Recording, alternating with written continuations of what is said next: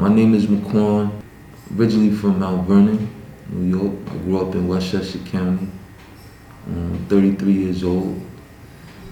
I've been incarcerated now since 2014, so I'd say about 8 years.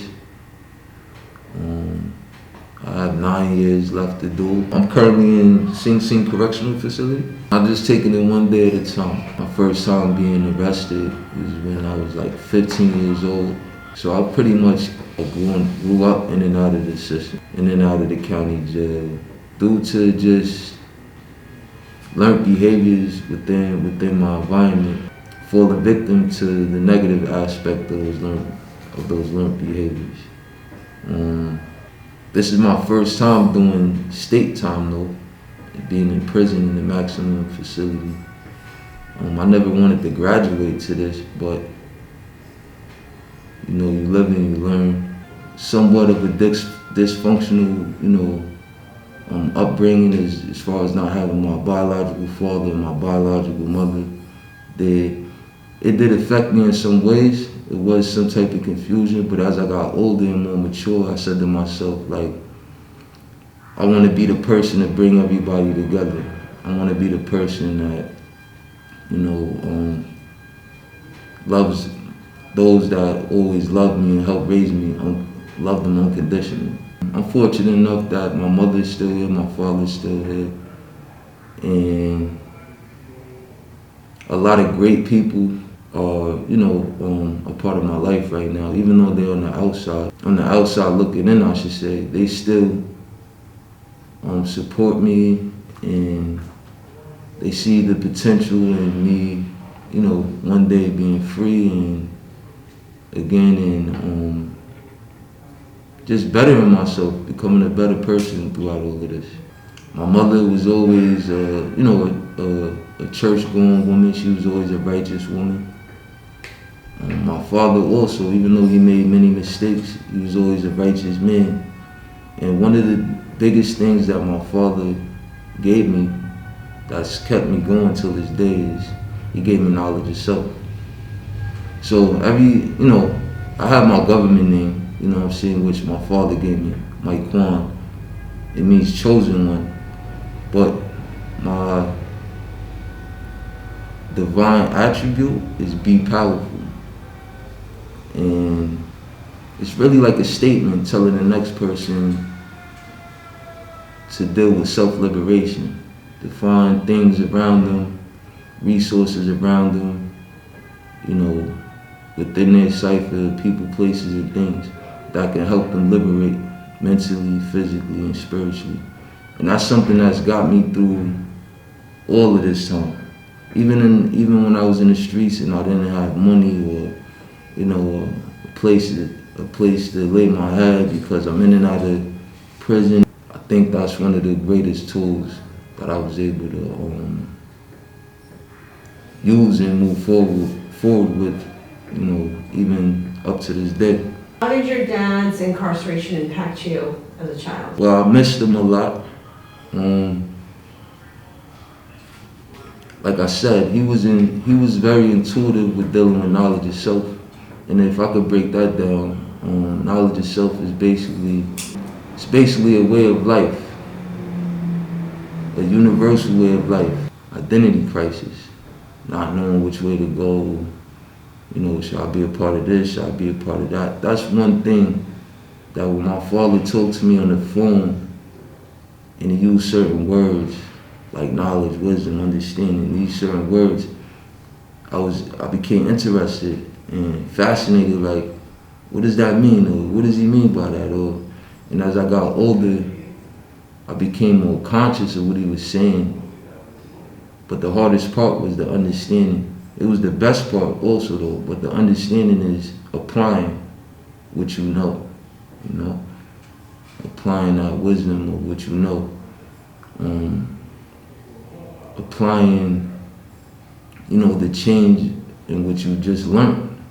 Your learning experience being the best teacher. The best teacher is life. And then there's a lot of just struggle to where, if you're not strong, like they say, the strong survive. So like,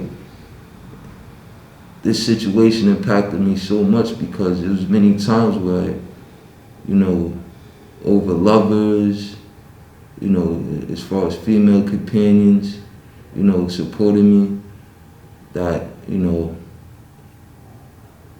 I felt at times so weak and vulnerable, and I would overthink things, and I wanted to give up and just, become like a savage in pursuit of happiness. But that's not the righteous way. So, I always speak on knowledge of self, because throughout this impact, having that strong foundation of dealing with self-mastery, it's led me to see the light in the darkness, see the good in people, even though I feel like, oh, they did me wrong or they did something bad. To see the good, because love is the strongest force in the universe. It connects all living things. So I would say it's the mind that's chaotic, to where we have the will to make our individual choices. But our will should be submitted to love, because that's how we're going to make choices where we're able to network. And you're here right now interviewing me, and you're probably from a whole different heritage, culture, and background. But it's the love of maybe what you do, as far as working, what he does as far as, filming and directing. Speaking of love, is there something that you love that would tell us more about you? Well, I first had to learn to love myself. Even things that, my ego would say, oh, that's not the way it's supposed to be. So I learned that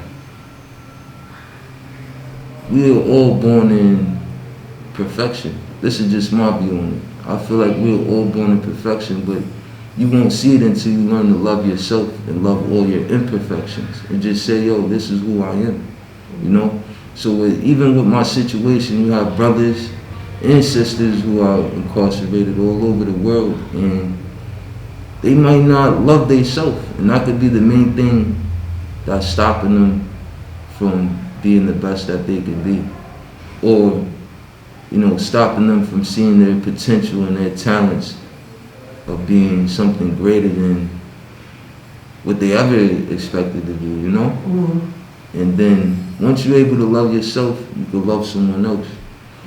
And there's a quote that people say sometimes. They say, hurt people, and heal people, And that's one of the things I love to do. I love to do my best to study to where I can help heal someone else with my words of wisdom. Like this platform right here is a way for me and other brothers and sisters that's on this platform. I'm gracious for this. I appreciate this because it's like a way to get that positive light out there that we feel like no one sees because we're in here. It kind of was a method to my madness, like, because even though they lifted the restriction, and by the way, I never took the vaccine. Now I'll speak on that, right? Now I'm not into like the conspiracy theories of what's going on out there, because that's a whole different type of conversation. But I could speak on the way that it affected the incarcerated individual. I would say that you had those people that were diagnosed prior to COVID that maybe have had symptoms and things of that nature, to where the vaccine helped them to fight this other thing that came along because it's all about, I hear it's all about the immune system, the weakening your immune system and things of that nature. I was fortunate enough that even though I didn't take the vaccine, and that's just based on my way of life, I didn't want to put anything in my body.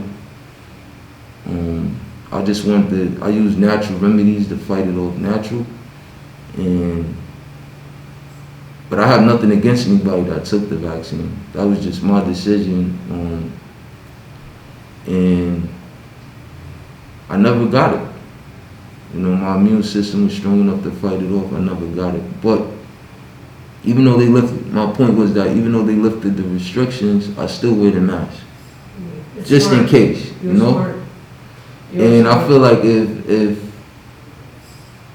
if more of us out there would do it like that, then, you know, just at least wear the mask. I'm not saying to take, because I didn't take the vaccination, but I'm just saying at least wearing the mask, it shows like us being proactive.